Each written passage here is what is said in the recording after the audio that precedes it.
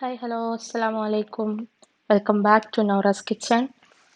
അപ്പോൾ ഇന്ന് നമ്മൾ വന്നിട്ടുള്ളത് പെട്ടെന്ന് ഉണ്ടാക്കാൻ പറ്റിയൊരു സാമ്പാർ റെസിപ്പി ആയിട്ടാണ്. പ്രത്യേകിച്ച് ബാച്ചിലേഴ്സിനൊക്കെ പെട്ടെന്ന് തന്നെ ഉണ്ടാക്കാൻ പറ്റുന്ന ഒരു രീതിയാണ്. ഇതൊരുവിധ ആളുകളൊക്കെ ഉണ്ടാക്കിയിട്ടുണ്ടാവും. കുക്കറിലാണ് തയ്യാറാക്കിയെടുക്കുന്നത്. അപ്പോൾ എങ്ങനെയാണ് ഇത് ഉണ്ടാക്കുന്നത് നോക്കാം. അതിൻ്റെ മുന്നേ ആദ്യമായിട്ടാണ് നൗറാസ് കിച്ചൺ കാണുന്നതെന്നുണ്ടെങ്കിൽ ദയവായി ആ സബ്സ്ക്രൈബ് ബട്ടൺ ഒന്ന് ക്ലിക്ക് ചെയ്യുക. തൊട്ടടുത്തുള്ള ബെല്ലൈക്കൺ കൂടി ഒന്ന് എനേബിൾ ചെയ്യുക. അപ്പോൾ ആദ്യം തന്നെ ഞാനിതാ ഒരു കുക്കർ എടുത്തിട്ടുണ്ട്. ആ കുക്കറിലേക്ക് ഞാൻ പരിപ്പിട്ട് കൊടുക്കുകയാണ്. ആദ്യം നമ്മൾ പരിപ്പ് വേവിച്ചെടുക്കുകയാണ്. അപ്പോൾ ഞാൻ എടുത്തിട്ടുള്ളത് ഈ വലിയ ടൈപ്പ് പരിപ്പാണ്. ഞങ്ങളുടെ അടുത്ത് ചെറിയ ടൈപ്പ് ചെറിയ ഓറഞ്ച് പരിപ്പുണ്ടല്ലോ, നല്ല ചെറിയ പരിപ്പ്, അതുണ്ടെങ്കിൽ അതായാലും മതി, കുഴപ്പമൊന്നുമില്ല. എൻ്റെ അടുത്തുള്ള പരിപ്പ് ഇതായതുകൊണ്ട് ഇതാണ് ഞാൻ യൂസ് ചെയ്തത്. ഓക്കെ, ഇനി നമുക്കിതിനെ കുറച്ച് വെള്ളം ചേർത്തിട്ട് വേവിച്ചെടുക്കാം. അപ്പോൾ ഞാനിവിടെ ഏകദേശം ഒരു ഒന്നര ഗ്ലാസോളം വെള്ളം ഞാൻ അതിലേക്ക് ഒഴിച്ചിട്ടുണ്ട്. നല്ല വെന്ത് വരാൻ വേണ്ടിയിട്ട് തന്നെയാണ്. അത്യാവശ്യം വേവുണ്ട് ഈ പരിപ്പിന്. അപ്പോൾ ഇതാ പരിപ്പ് ഇവിടെ ഏകദേശമൊക്കെ വെന്ത് വന്നിട്ടുണ്ട്. വല്ലാതെ കണ്ട് വെന്ത് ഉടയുന്ന രൂപത്തിലാവും വേണ്ട, ജസ്റ്റ് ഒന്ന് വെന്താൽ മതി. അപ്പോൾ ഇതാ പരിപ്പ് ഇവിടെ നന്നായിട്ട് റെഡിയായി വന്നിട്ടുണ്ട്. അപ്പോൾ ഇനി നമ്മൾ ഈ റെഡിയായി വന്ന പരിപ്പിലേക്ക് വെജിറ്റബിൾസ് ഇട്ട് കൊടുക്കുകയാണ്. ആദ്യം തന്നെ ഞാനിവിടെ ചേന ഇട്ടിട്ടുണ്ട്. ഒക്കെ ചെറിയ പീസായിട്ടാണ് എടുത്തിട്ടുള്ളത്. ചെറിയ പീസ് എന്ന് വെച്ചാൽ ചെറിയ പീസുകൾ എടുത്തിട്ട് അതിന് കുറച്ച് വലുപ്പത്തിൽ. പിന്നെ ക്യാരറ്റ് എടുത്തിട്ടുണ്ട്, അതുപോലെ ഉരുളക്കിഴങ്ങ് ഉണ്ട്, പിന്നെ അതുപോലെ തന്നെ കുറച്ച് ബീൻസ് ഉണ്ട്, പിന്നെ ഇത് കൊത്തവരയാണ്, അത് ഇട്ടിട്ടുണ്ട്, അതുപോലെ മുരിങ്ങക്കായ, മത്തങ്ങ, പിന്നെ ലാസ്റ്റ് നമ്മൾ കുമ്പളങ്ങ. ഇത്രയും സാധനങ്ങളാണ് ഞാൻ ഇതിലേക്ക് എടുത്തിട്ടുള്ളത്. ഇതൊക്കെ ഞാൻ കുറേശ്ശെ കുറേശ്ശെ ആയിട്ടേ എടുത്തിട്ടുള്ളൂ.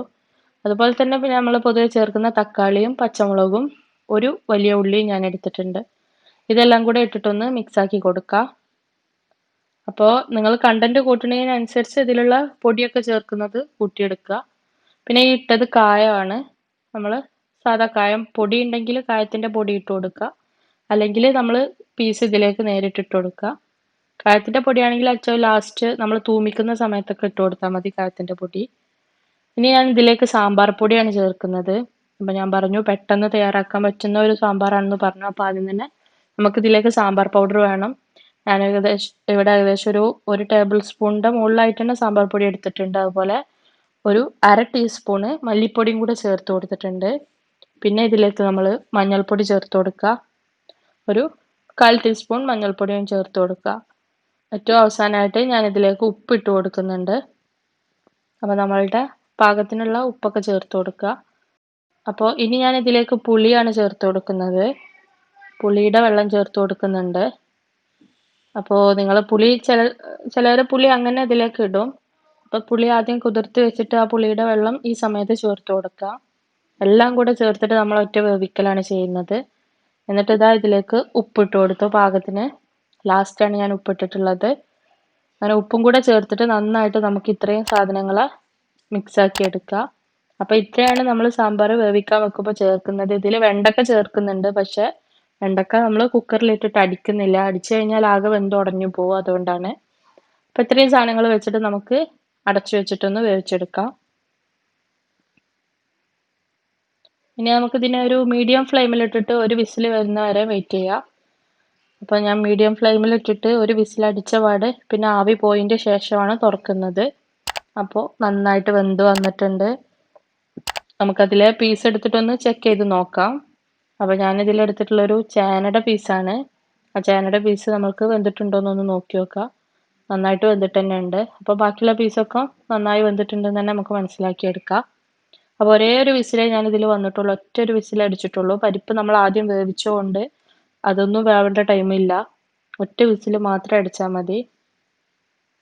അപ്പോൾ സാമ്പാർ ഒരുവിധം ഇവിടെ ആയി വന്നിട്ടുണ്ട്. ഇനി നമുക്കതിലേക്ക് വെണ്ടയ്ക്ക ചേർക്കണം, അതുപോലെ തൂമിച്ചിട്ടുള്ള പരിപാടികളൊക്കെ ഉണ്ട്. അതിനായിട്ട് ഞാനൊരു പാന് അടുപ്പത്ത് വെച്ചിട്ടുണ്ട്. അപ്പോൾ പാന് നന്നായി ചൂടായ ശേഷം നമുക്കതിലേക്ക് വെളിച്ചെണ്ണ ഒഴിച്ച് കൊടുക്കാം. വെളിച്ചെണ്ണ നന്നായിട്ട് ചൂടായി വരട്ടെ. അപ്പോൾ ഞാനിതിലേക്ക് വെണ്ടയ്ക്ക ഇട്ട് കൊടുക്കുകയാണ്. ഒരു 4 വെണ്ടയ്ക്കയൊക്കെയാണ് ഇതുള്ളത്. ആ വെണ്ടയ്ക്ക നന്നായിട്ടൊന്ന് നമുക്ക് വഴറ്റിയെടുക്കാം. ഇത് എണ്ണയിൽ വഴറ്റിയെടുക്കുന്നത് എന്താണെന്ന് വെച്ചാൽ നമ്മൾ സാമ്പാറിൽ കിടന്നിട്ട് നല്ലോണം ഉടഞ്ഞ പരുവത്തിലാവാതിരിക്കാൻ വേണ്ടിയിട്ടാണ്. ഇങ്ങനെ വഴറ്റിയിട്ട് ഇട്ട് കഴിഞ്ഞാൽ ആ വെണ്ടക്ക അങ്ങനെ തന്നെ കിടക്കും. വെന്തിട്ടും ഉണ്ടാവും, എന്നാലോ ആ ടേസ്റ്റിൽ നല്ലപോലെ കിട്ടും ചെയ്യും. ഞാനിതിലേക്ക് കുറച്ച് ഉപ്പും കൂടെ ചേർത്തിട്ടുണ്ട്, വെണ്ടക്കയിൽ പിടിക്കാൻ വേണ്ടിയിട്ട്. നിർബന്ധമൊന്നുമില്ല. അപ്പോൾ നമ്മളെ സാമ്പാറിൽ അധികം ഉപ്പുണ്ടെന്നുണ്ടെങ്കിൽ ഇതിൽ ചേർക്കേണ്ട ആവശ്യമില്ല. ഇപ്പോൾ ഇതാ നമ്മുടെ വെണ്ടക്ക ഇവിടെ വഴന്ന് റെഡിയായി വന്നിട്ടുണ്ട്. ആ വെണ്ടക്കയെ നമ്മൾ നേരത്തെ തയ്യാറാക്കിയ സാമ്പാറിൻ്റെ കൂട്ടിലേക്ക് ചേർത്ത് കൊടുക്കുക. എന്നിട്ട് അപ്പുറത്ത് ചെറുതായിട്ടൊന്ന് ഫ്ലെയിം ഓണാക്കി വെക്കുക സാമ്പാറിൻ്റെ. എന്നിട്ട് നമുക്ക് ഇതിലെ ഈ എണ്ണയിൽ തന്നെ നമുക്ക് തൂമിപ്പും തയ്യാറാക്കാം. വെണ്ടക്ക വാട്ടിയെടുത്ത എണ്ണയിൽ തന്നെ തൂമിച്ചെടുക്കുകയും ചെയ്യാം. ആദ്യം തന്നെ ഞാൻ അതിലേക്ക് കടുകാണ് ഇട്ട് കൊടുക്കുന്നത്. കടുക് ഇട്ടിട്ട് കടുക് നല്ലോണം പൊട്ടി വരട്ടെ. കടുക് നല്ല പൊട്ടി റെഡിയായി വന്നതിന് ശേഷം ഞാൻ ഇതിലേക്ക് ഉള്ളി ഇട്ട് കൊടുക്കുകയാണ്.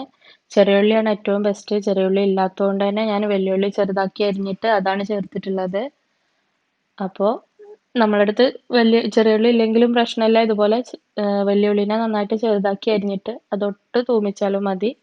ലാസ്റ്റ് കറിവേപ്പില ഇട്ട് കൊടുക്കുക. അതുപോലെ തന്നെ വറ്റൽമുളക് കയ്യിലുണ്ടെങ്കിൽ അതും കൂടെ ഇട്ട് കൊടുക്കുക. എന്നിട്ട് ഇതിനെ നന്നായിട്ടൊന്ന് വഴറ്റിയെടുക്കുക. വഴറ്റിയിട്ട് ഒരു എന്താ പറയുക, നല്ലൊരു തൂമിപ്പിൻ്റെ ഒരു മണം ഇങ്ങനെ വരുമല്ലോ.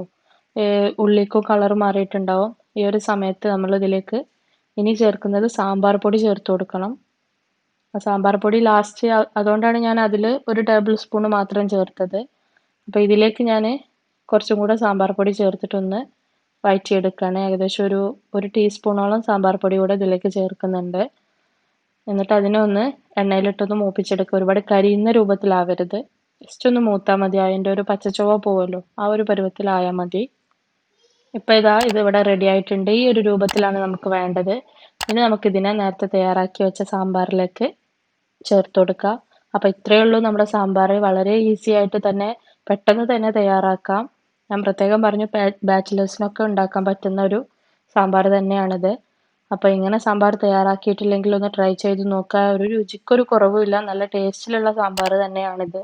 പ്രത്യേകിച്ച് നമ്മളിതിൽ സാമ്പാർ പൊടിയാണ് പെട്ടെന്ന് തയ്യാറാക്കാൻ വേണ്ടി സാമ്പാർ പൊടിയും കൂടിയാണ് യൂസ് ചെയ്യുന്നത്. അപ്പോൾ നല്ല ഇനത്തിലുള്ള നല്ല ബ്രാൻഡിലുള്ള ഒരു സാമ്പാർ പൊടി തന്നെ സെലക്ട് ചെയ്തിട്ട് അത് ചേർത്ത് കഴിഞ്ഞാൽ സാമ്പാർ നല്ല ടേസ്റ്റ് തന്നെ കിട്ടും. ഞാനിത് കുറച്ച് തിക്കായിട്ടാണ് ഉള്ളത്. നിങ്ങൾക്ക് വേണമെങ്കിൽ കുറച്ച് വെള്ളം തിളപ്പിച്ച ശേഷം ഇതിലേക്ക് ചേർക്കുക. പച്ചവെള്ളം ഒഴിക്കരുത്. തിളച്ച വെള്ളം നമുക്ക് ഇതിലേക്ക് ചേർത്ത് കൊടുക്കുക. അപ്പോൾ എല്ലാവർക്കും വീഡിയോ ഇഷ്ടപ്പെട്ടെന്ന് വിചാരിക്കുന്നു. ഇഷ്ടപ്പെട്ടാൽ എന്നും പറയുന്ന പോലെ തന്നെ ദയവായി സബ്സ്ക്രൈബ് ചെയ്യുക, ബെല്ലൈക്കൺ ക്ലിക്ക് ചെയ്യുക, അതുപോലെ നിങ്ങൾ ലൈക്ക് ചെയ്യുക, ഷെയർ ചെയ്യുക, നിങ്ങളുടെ ഫീഡ്ബാക്ക് ഒക്കെ അറിയിക്കുക. Thank you for watching.